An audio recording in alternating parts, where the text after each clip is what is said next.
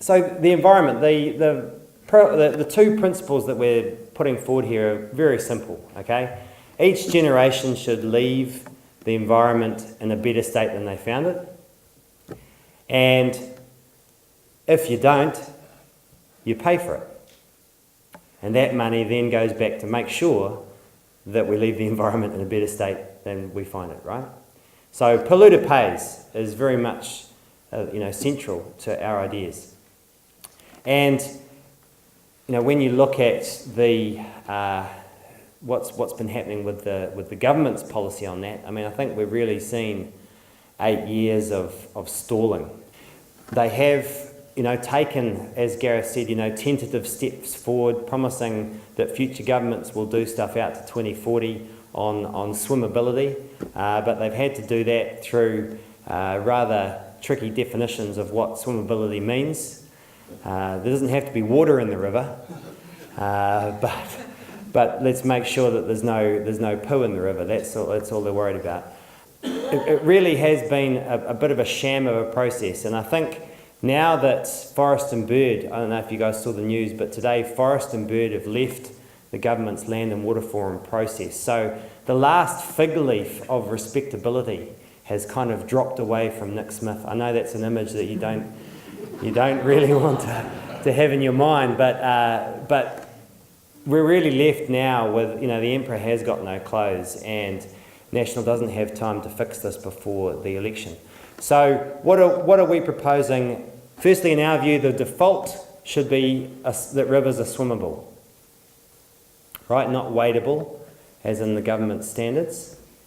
The default starting point should be that they're swimmable, and not just on the threshold of poo, but right across everything, slime in the river, making sure there's water in the river, all those things that actually determine whether or not you jump in and have a swim.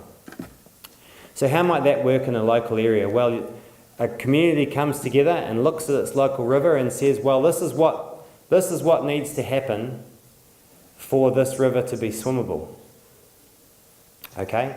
This is how much pollution the river can handle and still be swimmable. Because there's always going to be a little bit of pollution. You can't have farming without any pollution at all. The question is, how much is acceptable? Not just farming, but towns as well.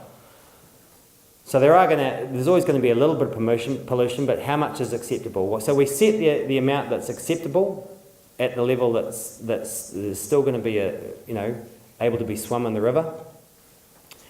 Any farmer that's above that pays.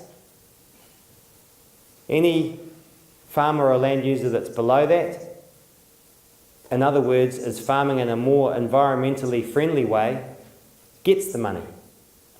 So all the money stays within that area, stays within that catchment. None's going off to Wellington. But the farmers that are delivering environmental benefits through the way that they're farming will actually get money to compensate for their actions. Okay?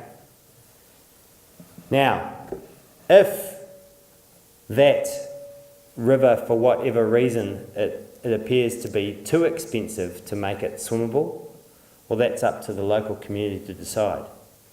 But the default is that it should be swimmable. If everyone in the area agrees that a certain river is not going to get there all of the time or whatever, well, that's a community conversation to have. But at the moment, the standard is wadeable and everyone's got to fight to make it swimmable, which is an absolute nightmare for community groups, for communities really. So that's the basic principle that we're setting forward and how it would apply to farming in an actual catchment.